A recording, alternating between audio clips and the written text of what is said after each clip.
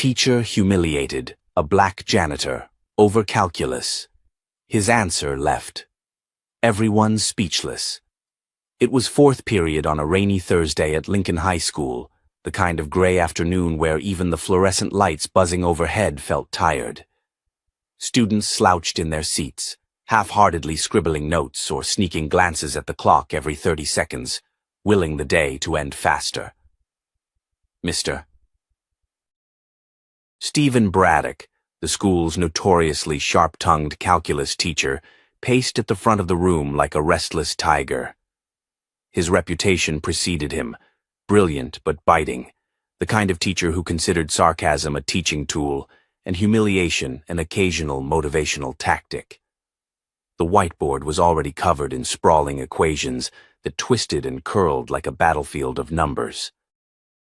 The classroom smelled faintly of wet jackets, eraser dust, and that old institutional scent that clung to schools built in the 60s. Phones were tucked under desks, thumbs moving stealthily. A few students half listened, the rest half dozed. In the middle row, Wes Hanley, a quiet senior who took calculus because it was expected, not because he loved it, tapped his pencil against the desk in a slow, irregular rhythm. As Mr. Braddock launched into a particularly brutal chain rule problem, a soft, rhythmic squeak drifted in from the hallway, the unmistakable sound of a mop gliding over tile. Heads turned slightly toward the door, where Samuel Carter, the school's longtime janitor, moved past with slow, deliberate steps. His forest green uniform, stitched neatly with S. Carter over the chest, was damp around the cuffs from cleaning up the tracked-in rainwater.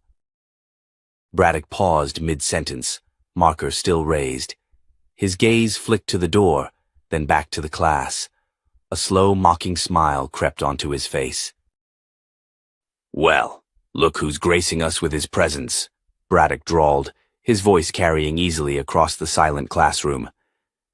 "Tell me, Mr. Carter, you think you can solve this one?" He tapped the whiteboard theatrically with the back of his marker. A few students chuckled nervously, uncertain whether it was safe to laugh. Samuel stopped in the hallway, mop upright like a soldier's staff. He met Braddock's gaze evenly, the way a man might look at a barking dog, patient, unimpressed. For a heartbeat, everyone thought he would ignore it, that he would smile politely, mumble an apology, and move on. Instead, Samuel set the mop carefully against the wall. "You mind?" he asked, his voice calm, almost gentle, as he gestured toward the board. Braddock blinked once. His smirk faltered, but he recovered quickly, giving a mock formal bow. "Be my guest." A rustle moved through the room. Phones slid out a little farther from backpacks. Carly Benson, always quick with her camera, nudged her phone up just enough to start recording. Samuel stepped into the room. The floor squeaked under his work boots. He moved without haste, picking up the dry erase marker from the tray like he had all the time in the world. His hand was steady. He studied the equation for a moment, not hesitating. Thinking, the way a carpenter might study a blueprint before picking up a hammer. "Chain rule problem," he said quietly, more to himself than to anyone else. "But tricky, nested functions." His hand moved.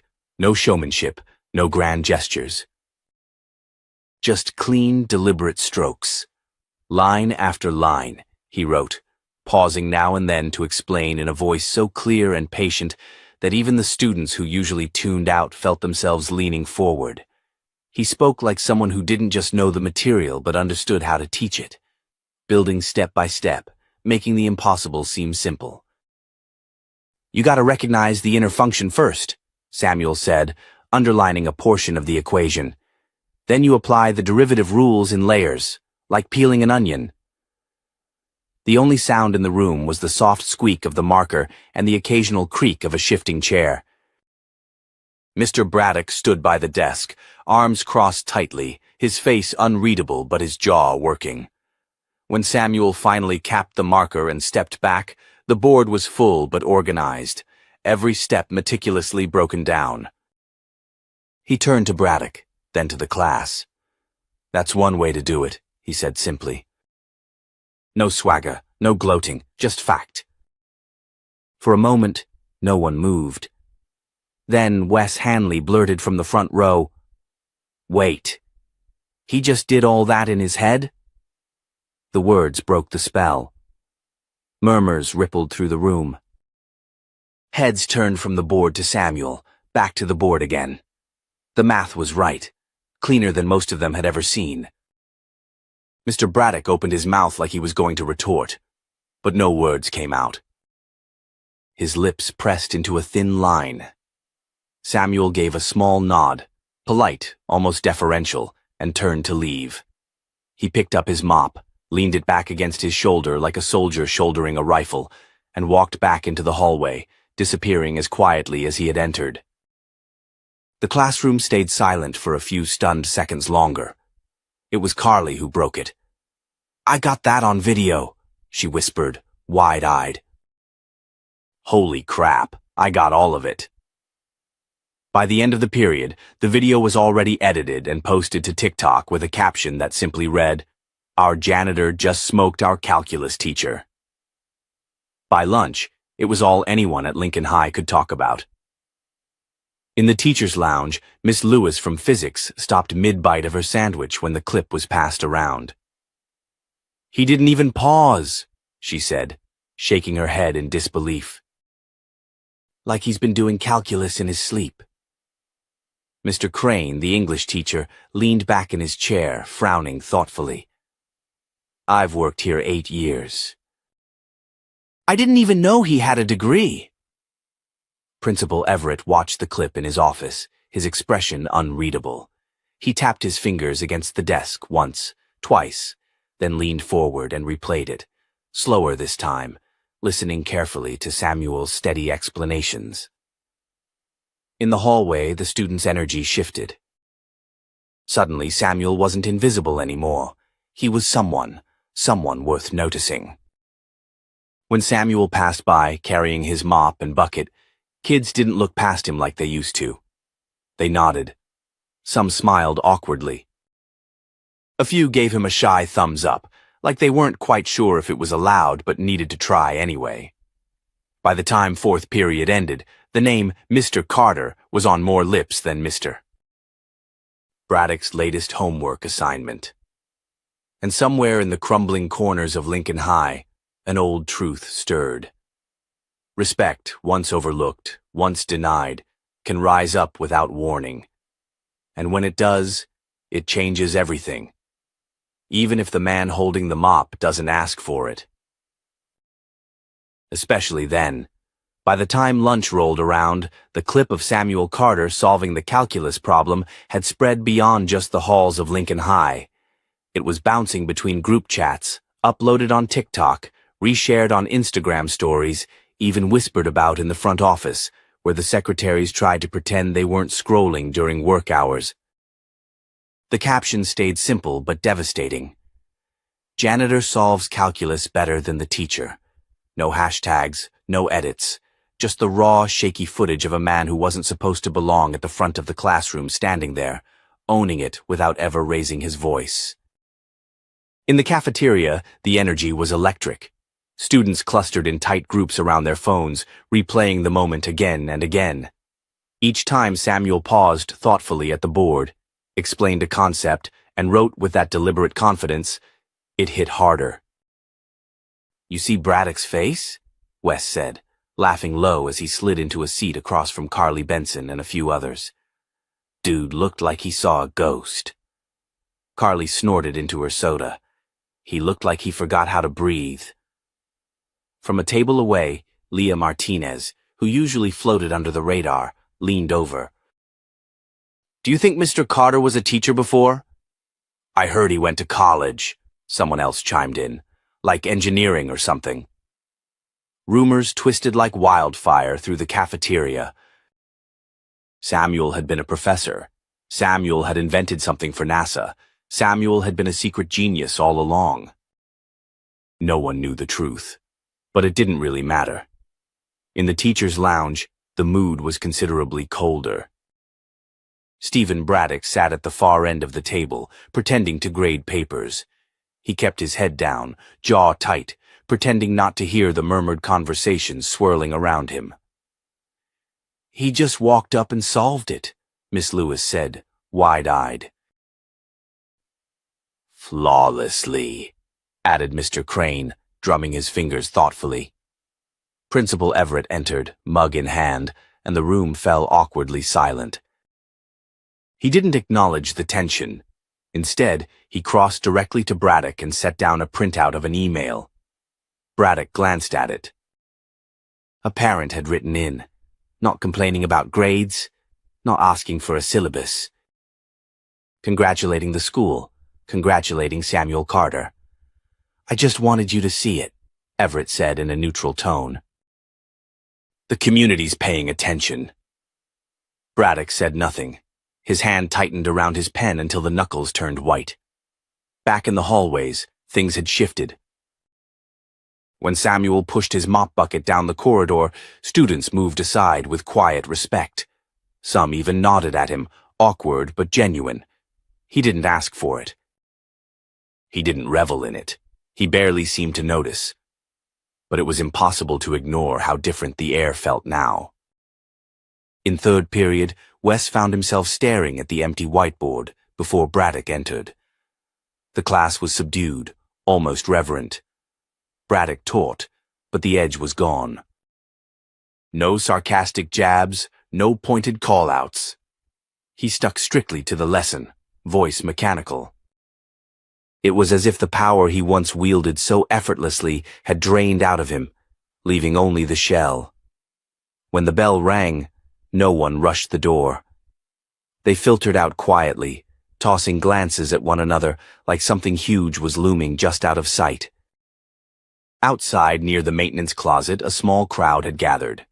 Carly, Wes, Leah, and a few others hovered uncertainly near the open door, where Samuel was stacking a fresh set of paper towel rolls. They weren't sure what they were expecting. Maybe a speech, maybe a smile, maybe nothing. "Mr. Carter," Carly finally said, voice tentative. "That was really amazing." "What you did? In class?" Samuel turned, wiping his hands on a rag. His face was unreadable for a moment, then softened. "Appreciate that," he said simply. "You used the chain rule," Wes added, shuffling his feet. "Like perfectly." "Braddock teaches it, but I don't know. You made it make sense." Samuel smiled a little, but it didn't reach his eyes. "Sometimes," he said, "it's not about knowing more. It's about seeing clearer." They stood there, awkward, the buzz of students flowing around them. Finally, Leah blurted, "Will you teach us more?" Samuel paused. The hallway noise faded into a low hum. He looked at them, really looked, and something in his chest shifted, almost painfully. "I'm not a teacher," he said after a moment. "Not anymore." "But you could be," Carly said quietly. Their faces were earnest, hopeful. Samuel hesitated, feeling old instincts stirring in the bones he thought he had buried a long time ago. "Tell you what," he said, leaning against the door frame. "If you're serious, you find a time. I'll show you what I know." Their faces lit up like Christmas lights. As they scattered, already planning, Samuel stood alone for a moment longer, listening to the sound of their voices fade down the hallway. He turned back into the closet, the smell of disinfectant and floor wax sharp in his nose, and for the first time in a long while, he felt something other than resignation pressing against his ribs. Possibility. Down the hall, Braddock passed by, catching the tail end of the scene. He saw the way the kids clustered around Samuel like gravity itself had shifted. He saw the way Samuel carried himself now, not with arrogance, but with the quiet certainty of someone who had nothing left to prove. Braddock's mouth twisted. He wasn't used to being second best, especially not to a man with a mop. He kept walking, fists tight at his sides, his mind already churning with ways to reclaim the space he thought belonged to him. But deep down, even he knew, something fundamental had changed, and there was no walking it back. Not now. Not ever.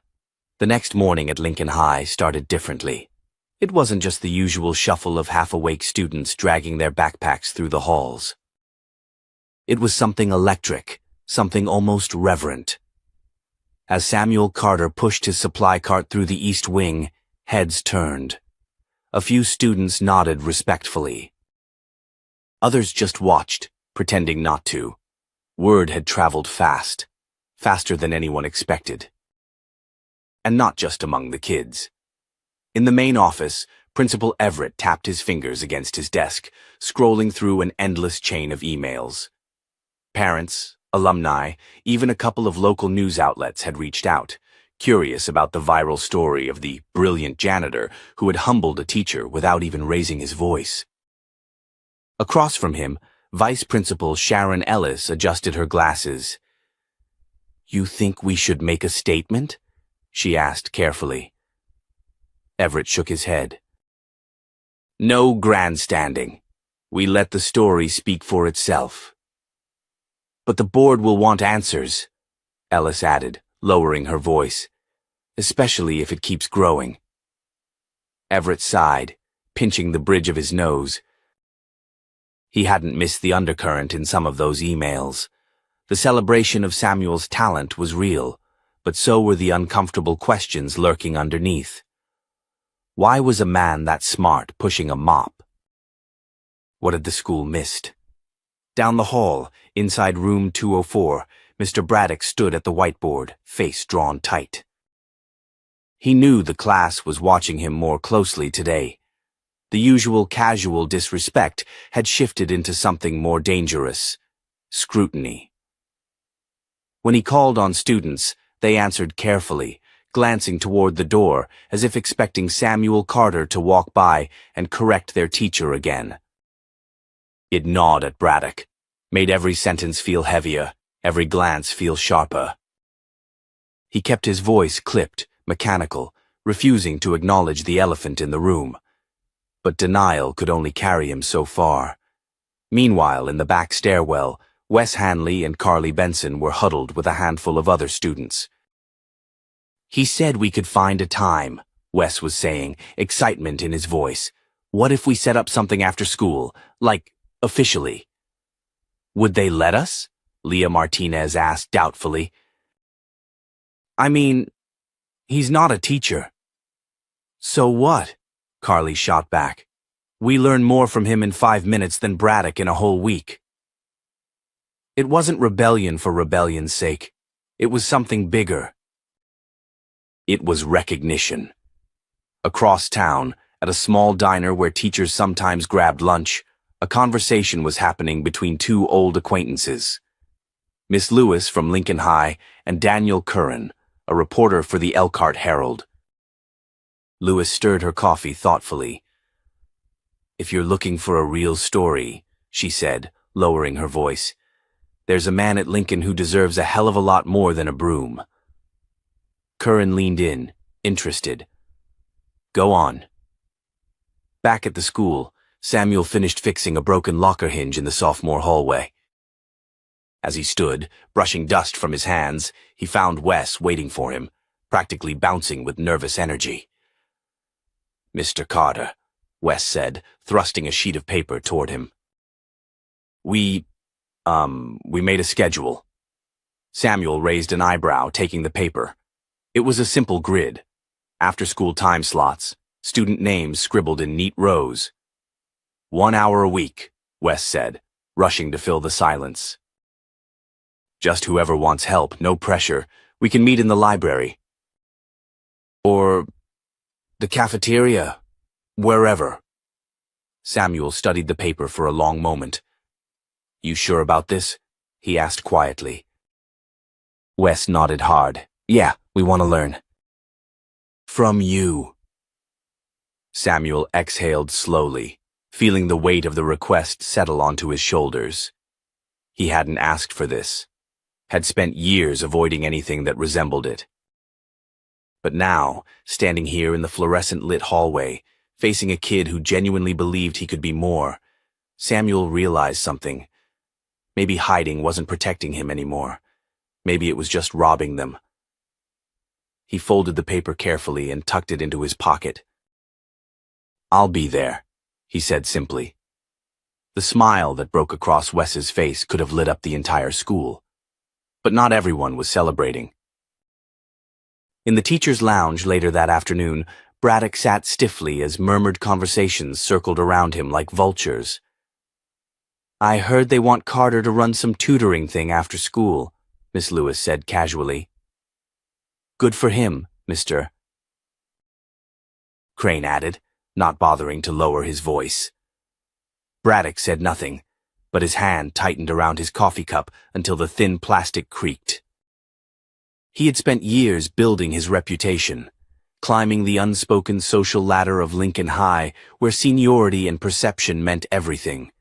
And now, overnight, a janitor, no, a black janitor, had shifted the entire hierarchy with nothing but a marker and his mind. It wasn't fair. Braddock told himself that over and over. He deserved the respect. He had the degree. He had the title. But deep down, in places he didn't dare examine too closely, he knew. Respect wasn't demanded. It was earned. And in front of the whole school, Samuel Carter had earned it without even trying. That night, Samuel sat at his kitchen table, staring at the crumpled tutoring schedule the students had given him.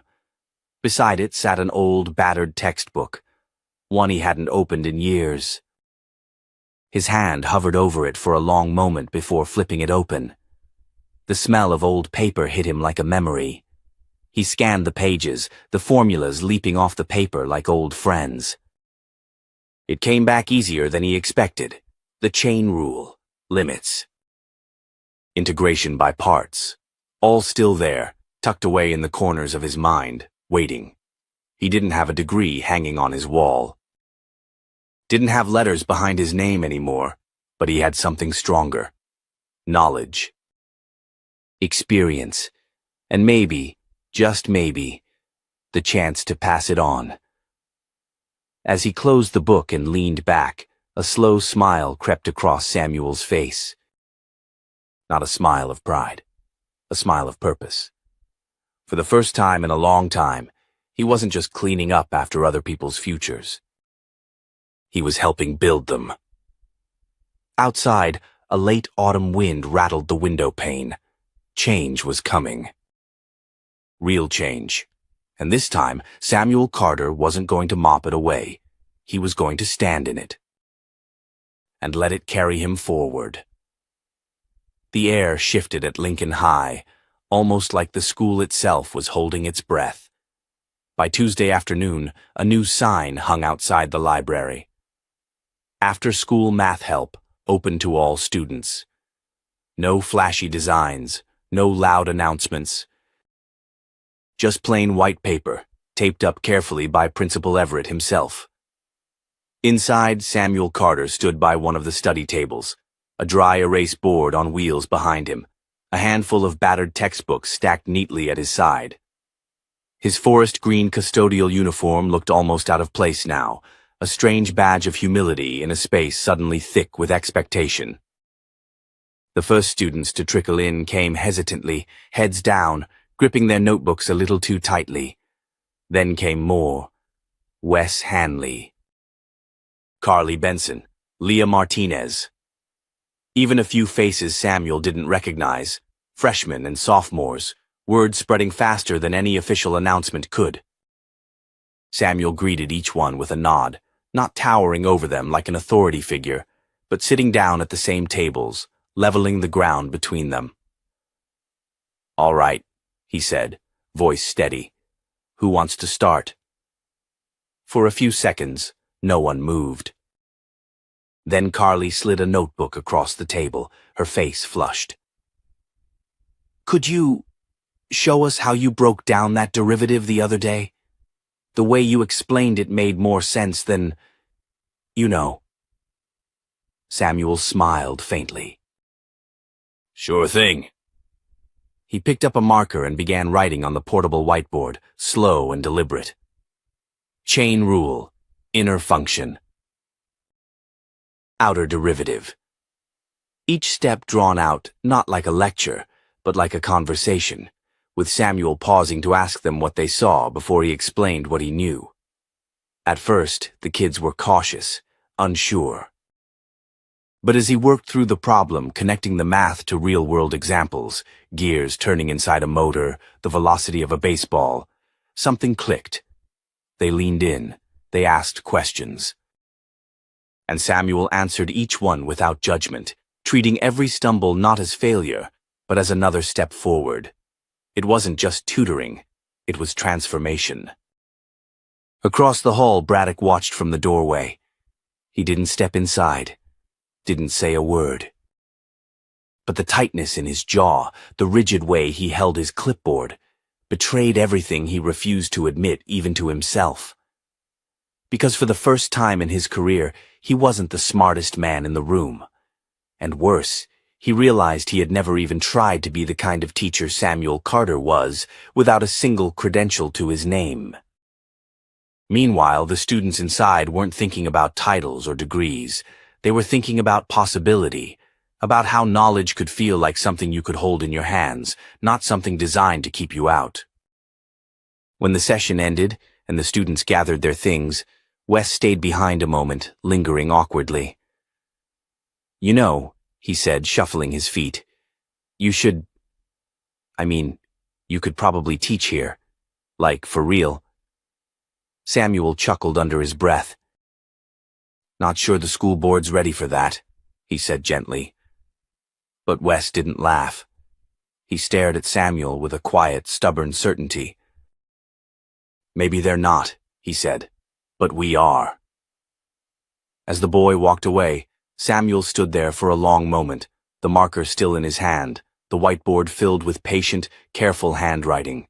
Something stirred deep in his chest. A memory. A dream he had packed away so long ago it had started to feel like someone else's life. Across town that evening, Daniel Curran, the reporter from the Elkhart Herald, sat at his desk, combing through public records. Transcripts from Purdue. A record of Lamar Carter, Samuel's name before he'd legally changed it years ago to escape certain burdens, sitting among the top 2% of engineering students before disappearing mid-sophomore year. No scandal. No academic failure. Just gone. Curran's fingers hovered over his keyboard. There was a story here, not the tabloid trash he could sell in a heartbeat. A real story. A story about lost potential, invisible labor, and the quiet brilliance that systems love to overlook. At Lincoln High, the tides continued to shift. Principal Everett called a private meeting with Vice Principal Ellis and a few senior staff members. "It's time we consider," Everett said, weighing each word carefully, "a way to make Mr. Carter's sessions official." Ellis frowned slightly. "Without stirring backlash?" Everett nodded grimly. "Without giving certain people a reason to sabotage it." They all knew who he meant without saying it aloud. Braddock. Not just Braddock, but others too. Teachers who saw Samuel's rise as a threat instead of a victory. The old guard. The ones who still clutched tightly to their sense of hierarchy, mistaking it for respect. The plan was simple. Formalize Samuel's after-school program as an enrichment initiative, independent from standard curriculum. Volunteer-based, opt-in only. Enough to protect Samuel from bureaucratic sabotage, but not so official it would draw fire from the wrong places. It was, as Everett called it, a bridge. A bridge Samuel would have to decide whether he wanted to cross. Later that night, Samuel sat on the stoop of his modest apartment, a battered copy of an old calculus textbook open on his knees. He wasn't studying, not really. He was remembering. The nights he spent at Purdue, scribbling notes under flickering fluorescent lights, fueled by cheap coffee and the stubborn belief that he could outrun everything stacked against him. His mother's voice echoed in his head. "You were born knowing how to build things, baby," she used to say. "Now build something they can't tear down." He closed the book gently, and for the first time in a long, long while, he allowed himself to think about building again. Not for himself, for them, for the kids who deserve better. The next morning, Samuel walked into the school a little earlier than usual. The halls were still half dark, the hum of fluorescent lights just kicking to life. He found Principal Everett already waiting by the front office, a quiet, unreadable expression on his face. "I have a proposal," Everett said simply, handing him a manila folder. Samuel took it, opened it, read the first few lines. And for a brief moment, he felt like the floor beneath him wasn't entirely solid. It wasn't a job offer. Not yet, but it was a chance, a bridge. He looked up, meeting Everett's eyes. "You're serious about this?" Samuel asked. Everett nodded once. "Dead serious." Samuel closed the folder slowly, tucking it under his arm. "Let me think about it," he said. Everett smiled faintly. "Take your time, but not too long. The kids are already way ahead of us." As Samuel walked down the hall toward the janitor's closet, his closet, he passed room 204. The door was cracked open. Inside, Braddock stood alone at the whiteboard, erasing equations from yesterday's lesson with sharp, angry strokes. Their eyes met briefly.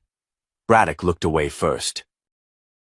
And Samuel realized, with a clarity that hit like a thunderclap, he didn't need Braddock's approval. He didn't need anyone's permission anymore. The only thing standing between him and his future was the choice to step through the door. And this time, Samuel Carter intended to walk through it, wide open, on his own terms. By Wednesday, the video had crossed state lines. What started as a shaky 10-second clip filmed by Carly on her phone now lived on education forums, Twitter threads, and Facebook groups full of teachers, parents, and alumni who had never stepped foot in Lincoln High. It showed Samuel Carter, janitor, 49, quiet, invisible, walking to the front of the room with a marker in hand. The frame shook slightly as he worked out the chain rule problem in 3 clear steps. The camera didn't catch Mr. Braddock's face, but the silence after Samuel finished was louder than any reaction. It had gone viral for all the right reasons. No profanity, no drama, no screaming. Just quiet excellence, delivered by a man everyone had overlooked. And now, everyone wanted to know who Samuel Carter was. Back at Lincoln High, Samuel didn't know any of this. His flip phone didn't even have a browser. What he did know was that the kids were coming back, more each day, some bringing friends. The back corner of the library transformed into a buzz of notebooks and questions, of laughter over missed steps and small victories when things clicked. They started calling it Carter's Corner. It wasn't official, but it was growing. Principal Everett met with the school board that morning. Their tone was mixed. "People love the story," said Trina Walters, the board liaison. "But we're getting calls. Some concerned parents. They want to know why a custodian is teaching math." Everett raised an eyebrow. "He's not teaching in a formal class. He's helping students after hours, voluntarily. With my full support." Another board member, Mr. Carlson, leaned forward. "Be honest. How long can we let this go before we need to call it what it is?" "What's that?" Everett asked. "A disruption," Carlson said. "To the hierarchy. The union, the system. He's not certified." "But he's qualified," Everett snapped. "More qualified than some of the staff I've had to defend over the years." A hush fell over the room. Everett didn't back down. "If we want to keep talking about equity, maybe it's time we stop being afraid of what it looks like when it walks in without a title." That night, as Samuel locked up the last hallway, he passed Braddock in the teacher's lounge. For the first time in days, the math teacher didn't look away. He was sitting stiffly at the edge of a chair, arms crossed, watching the news loop silently on the TV mounted to the wall. The footage playing was unmistakable, Samuel's steady hand on the marker, the room falling quiet behind him. "You see this?" Braddock muttered without looking up. Samuel paused in the doorway. "I've heard." Braddock's jaw twitched. "You embarrassed me." Samuel said nothing. Braddock stood, slow and deliberate, walking toward him. "You made me look like a fool in front of those kids." "I didn't plan that," Samuel replied. "You asked a question. I answered it." Braddock shook his head. "You don't get it, do you?" Teaching isn't about solving problems. It's about being the authority, the model. Samuel met his gaze evenly. Then maybe the model needs fixing. The room froze in that sentence. Braddock's face colored, but he said nothing more. He turned away, picked up his papers, and left the room in silence. The next day, the local paper ran a front-page story. "When the janitor solves the problem, a lesson in respect." It wasn't sensational, but it stung the people who felt their positions were threatened. Anonymous messages started hitting the district inbox, questioning Samuel's background, wondering aloud if he had lied about who he was. Someone even implied he was a danger to students, without evidence. It was baseless, but it created enough noise for a meeting to be called. Samuel was asked to attend, along with Principal Everett and the district HR rep. The room was cool, too quiet. Across the table, a woman from the legal office flipped through a folder that looked far too thick for the subject at hand. "We've received inquiries," she began, "regarding your credentials, your activities on school grounds, and your role with students outside your formal job description." Samuel stayed calm. "I've only ever helped students who asked for it. I've never crossed a line." "We're not accusing you of misconduct," she said quickly. "But when something grows like this, when a video goes viral, when national attention is involved, it becomes something else. A liability." Everett leaned in. "He's not the liability. He's the reason half our students are showing up early and staying late." "We understand that," the woman replied, "which is why we're here to offer a compromise." She slid a document across the table. "We'd like to create a formal tutoring position, part-time, limited hours. You'll be on record as educational support, working under the math department. We'll fund it through a grant. You'll need to complete a basic certification course, just a formality, and stop using the library until it's approved." Samuel looked down at the paper. It was clean, professional, but it wasn't an opportunity. It was containment. "You want to make me small again," he said quietly. "Put me back in a box where you can control the narrative." "No," she said, almost too quickly. "We want to protect you." He pushed the paper back across the table. "I don't want a title," he said. "I want trust. If I haven't earned that, we have nothing to talk about." And he walked out. That night, Carly posted a second video. It wasn't flashy. Just a clip of Samuel helping a student in the library, her voice overlaying softly. "He never asked for attention. He just showed us we were worth showing up for." The video exploded. Again. This time, alumni started commenting. Then former teachers. Then a professor from Purdue, who recognized Samuel from a decade-old photo and said he remembered one of the brightest students I ever taught. Then came the emails. To the district. To Everett. To the board. Dozens. Then hundreds. Parents demanding Samuel be recognized, not for clout, but for character. And finally, one message changed everything. It was from the superintendent's office. "We need to talk about how to elevate Mr. Carter's role." Quietly, but meaningfully. Back at Lincoln High, Samuel didn't celebrate. He cleaned up spilled juice in the cafeteria, fixed a loose faucet in the boys' bathroom, and at 4:05 he was back in the library, 3 students waiting patiently. "Let's get started," he said. As if the world hadn't just shifted again. As if he was exactly where he needed to be. Because he was. By the following Monday, Samuel Carter's name was being whispered in places he never imagined, inside boardrooms, teacher lounges, and Zoom calls hosted by education nonprofits. Still, inside the walls of Lincoln High, he kept to his routine. Mop bucket. Key ring.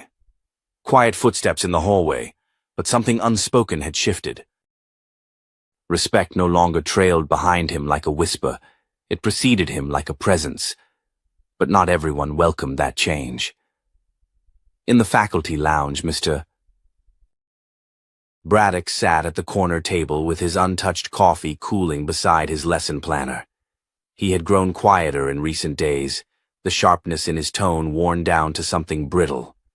Teachers offered smiles, polite nods, but no one stayed in conversation with him long. And that gnawed at him.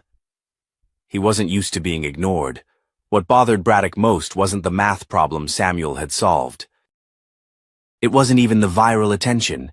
It was how his own students now looked at someone else like he was the example, as if years of lectures, degrees, and tenure could be outshined by a man with a mop. At the same time, Samuel was facing a different kind of pressure, one he never asked for. 3 students waited for him outside the maintenance office before lunch. One clutched a calculus worksheet. Another held her phone up with a TikTok comment that read, "Mr. Carter is the real teacher now." He shook his head. "I'm not a teacher," he said softly. "I'm just helping out where I can." "But you are," said Olivia, a senior who once hated math. "Maybe not by title, but you are." That night, Samuel stayed late to repair a broken water line in the East Wing. When he finished, sweat on his brow, he sat outside near the loading dock and pulled out a wrinkled envelope from his jacket pocket. It was from Purdue. A letter he never opened. One of the last they'd sent before he officially dropped out. For the first time, he tore it open. Inside, the words were plain. A reminder that he could reapply, that they would hold his credits for 3 more semesters, that someone had noticed his absence and left the door cracked open. He stared at it, long and quiet. That same night, Principal Everett was called into an emergency district meeting. Not about Samuel directly. But indirectly? Absolutely. 2 other schools had asked if they could model similar mentorship corners like Carter's. The state superintendent had taken interest in the story. And donors were reaching out, asking how they could support academic programs led by support staff with real experience. But the problem was political now. "Are we prepared to validate someone who hasn't finished their degree?" one board member asked. "What precedent does that set?" "What precedent have we already set?" Everett fired back, "by pretending only paper proves worth." The room went quiet. Back at Lincoln, the math department had called a closed-door meeting. Braddock sat at the head of the table. "It's out of hand," he said. "We have students missing after-school appointments because they're lining up to meet with Carter." "That's not structure. It's chaos." Miss Alvarez, the youngest teacher in the department, spoke gently. "Or maybe it's because he makes them believe they're capable." Braddock frowned. "He hasn't earned that position." She didn't flinch. "Maybe he earned it the day you challenged him in front of the class, and he handled it with more grace than most would." Later that week, Everett pulled Samuel aside after hours. "I need to ask you something," the principal said. "Have you thought about applying for a para-educator role, something that would let us officially get you in front of more students?" Samuel sighed. "I never meant for any of this." I just saw a problem. I tried to help. I know, and that's what makes it worth building on. Samuel looked away, down the empty hallway. I've lived a long time believing I'd missed my chance, he said.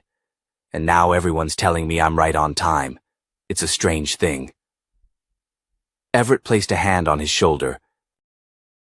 You were never late, just unseen. On Friday, Braddock walked into the library during one of the tutoring sessions. Students noticed immediately, quieting down. Samuel glanced up, surprised. I'd like to observe, Braddock said. Samuel nodded once. You're welcome to. Braddock sat in silence for 20 minutes. He watched as Samuel guided students not just through answers, but through self-doubt. He watched as Olivia smiled when she finally understood limits, as David asked a question instead of pretending to know the answer. And something cracked in Braddock. Not shame, not pride. Something more painful. Recognition. After the session ended, as Samuel packed up his notes, Braddock stayed behind. I watched that clip again, he said, quietly. The video. I wasn't proud of how I came off. Samuel didn't gloat, didn't shrug. Just waited. I didn't see you, Braddock admitted. And that's my failure. Samuel nodded slowly. We all miss things when we stop looking. Braddock glanced at the whiteboard, where the problem still lingered in faded marker. You think there's room for both of us to teach here? Samuel smiled just slightly. If there's room for the kids to learn, there's room for us to grow. That night, as the last bell echoed through empty halls, the janitor and the teacher walked side by side. Not equals by paper, but maybe finally equals in purpose. The local newspaper ran the headline on Sunday. Janitor's calculus skills spark educational movement at Lincoln High. The article was short, understated, but it hit like a pulse through the city. Monday morning, parents were emailing the school, asking how their kids could get into Samuel Carter's sessions. College counselors reached out to Everett, wondering if Carter would be interested in leading SAT prep. Someone even suggested inviting him to speak at a district-wide professional development day. But Samuel hadn't changed, at least not in the way people expected. He still clocked in before sunrise, still checked every faucet and hallway light before the first bell rang. He still swept the auditorium after assemblies and tightened the bolts on cafeteria table legs, but something had shifted inside him, a quiet fire he hadn't felt since Purdue, and that fire was about to be tested. That afternoon, Everett called him into his office again, this time with someone waiting. Dr. Kayla Chen, head of curriculum innovation at the State Education Board. She was in her early 40s, sharp suit, sharper eyes. She greeted Samuel like an old friend, though they'd never met. You've made quite an impression, Mr. Carter, she said. Samuel nodded slowly. Didn't mean to. That's usually how the good ones start, she said, pulling out a folder. We'd like to invite you to co-develop a new mentorship model, starting with Lincoln High. Something we can scale statewide. Small group tutoring led by experienced professionals, even if they're not licensed teachers. Samuel blinked. You want me to build a program? With your input. Your structure, your name on it. He looked to Everett, who gave him a small nod of encouragement. But Samuel didn't answer immediately. Instead, he stood, walked to the window, and stared at the football field being repainted in the distance.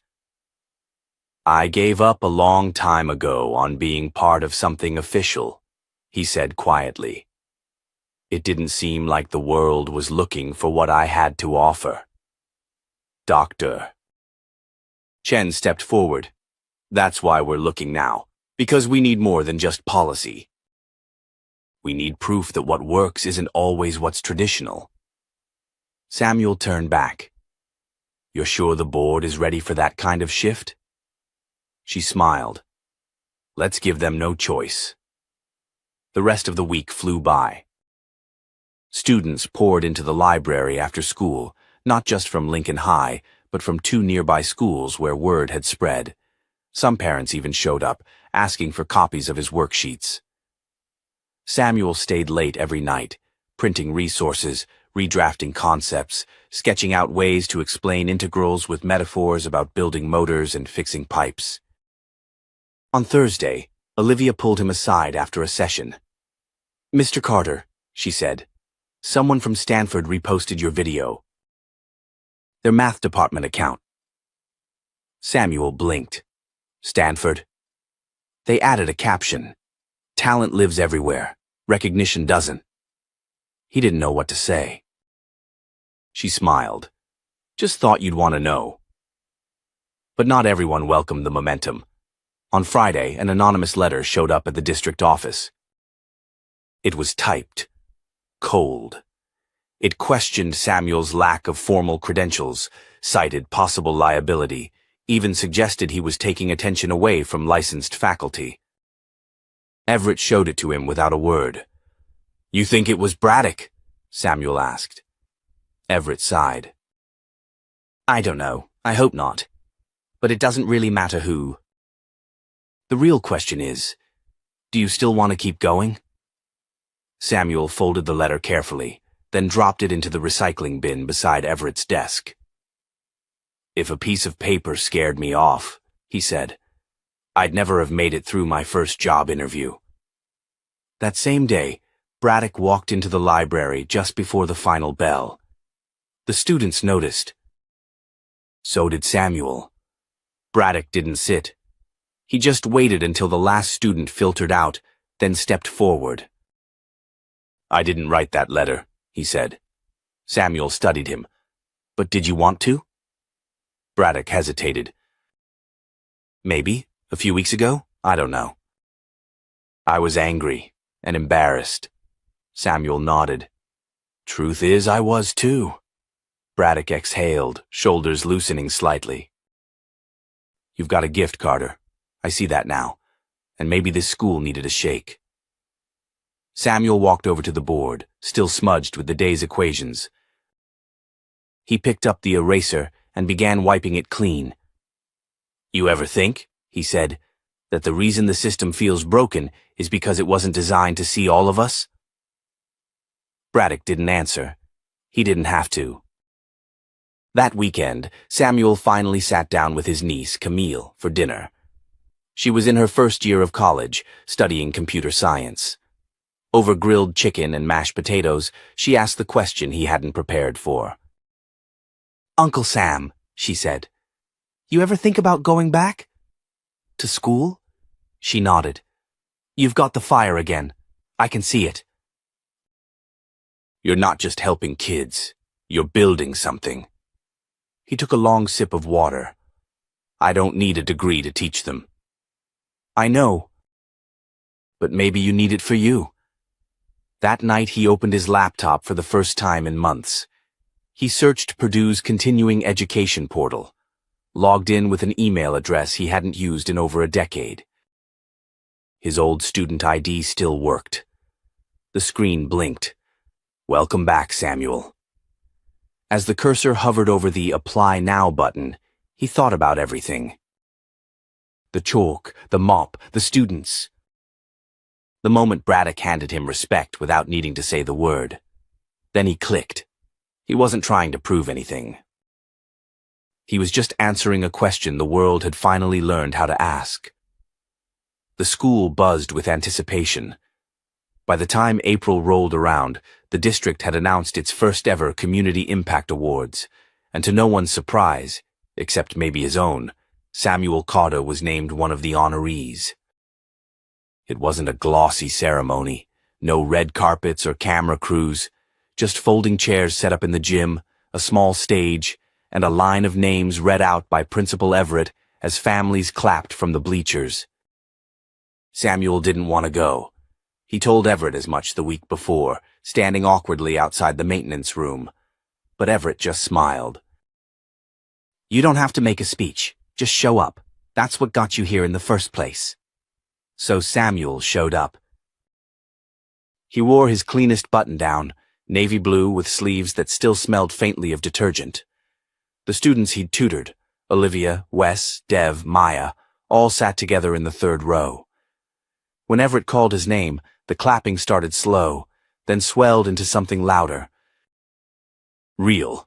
Not for a viral moment, not for shock, but for change. As Samuel stepped onto the stage, he paused at the microphone. He didn't plan to say anything. He never did, but the silence felt expectant, not heavy. So he leaned in, voice even. Most people never plan to be seen, especially not the quiet ones. He looked down at his hands, calloused from years of fixing what others ignored. I didn't come here expecting to teach. I came here to clean, but sometimes the world hands you a moment, and all you can do is show up for it. He glanced at the students. I've seen what happens when someone listens, when someone believes, and I've learned that you don't have to stand at the front of a classroom to make someone feel capable. He nodded once. That's all I ever wanted, to make someone feel capable. The applause that followed wasn't thunderous, but it lingered. It held weight. After the event, Samuel stood near the gym doors, shaking hands with parents, smiling at teachers who still seemed surprised by who he'd become. Braddock approached last. He held out an envelope. "What's this?" Samuel asked. Braddock shrugged, uncharacteristically sheepish. "It's a letter of recommendation for the Purdue reapplication.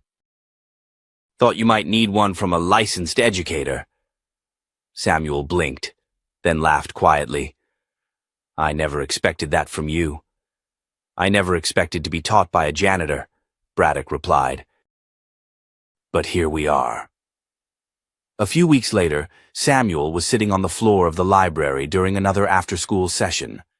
This time there were 9 students, the smallest group yet, but somehow it felt like the most important. Olivia was helping a freshman with graphing functions. Dev was working through an SAT prep book. Samuel wasn't leading. He was watching, letting them take the reins. And that, to him, was the twist no one saw coming. This wasn't just about him anymore. It never was. It was about giving students tools they weren't supposed to have until someone told them they could. Later that evening, he walked past the old whiteboard in room 214, the same one he'd stepped in front of on that Thursday afternoon when Braddock had first challenged him. The classroom was empty now, lights dimmed. He stepped inside, just for a moment. He stood where he'd stood before, looked at the board, the marker tray, the smudge in the lower left corner that never really got clean. Then he turned and walked out. No need to rewrite the moment. He'd already changed what it meant. By June, the district officially launched the Carter Model, a mentorship-based supplemental learning program pairing staff from non-academic roles with students across various schools. Samuel's name was on every slide, every brochure. Still, he kept showing up at Lincoln High. Still fixed the faucets. Still swept the halls. He told Everett he wanted to finish the year like he started it. Quiet. Present. Whole. The final bell of the school year rang on a warm afternoon. The hallways erupted in chatter, lockers slammed, footsteps echoed like fireworks. Samuel leaned against his mop handle, watching the tide roll past. A group of students passed by and called out, "See you next year, Mr. C." He raised a hand in reply. Smiling. That night, as the sun dipped below the rooftops, Samuel walked the long way home. Past the corner store. Past the park. Past the empty basketball courts where his mother used to tell him, "Keep your eyes ahead, even when the world looks past you." He stopped at the community mailbox on his block, opened his slot. Inside was a single envelope. Return address, Purdue University. He didn't open it on the spot. Didn't need to, because whatever it said, accepted or not, he had already arrived. He had already built something that couldn't be graded. Couldn't be revoked. Legacy, and that's the story. If it moved you, if it reminded you of someone who changed your life in a quiet way, share this. Remember that the people we overlook are often the ones holding us up. Sometimes the janitor knows the answer. Sometimes he teaches us how to solve the problem without ever needing to raise his voice.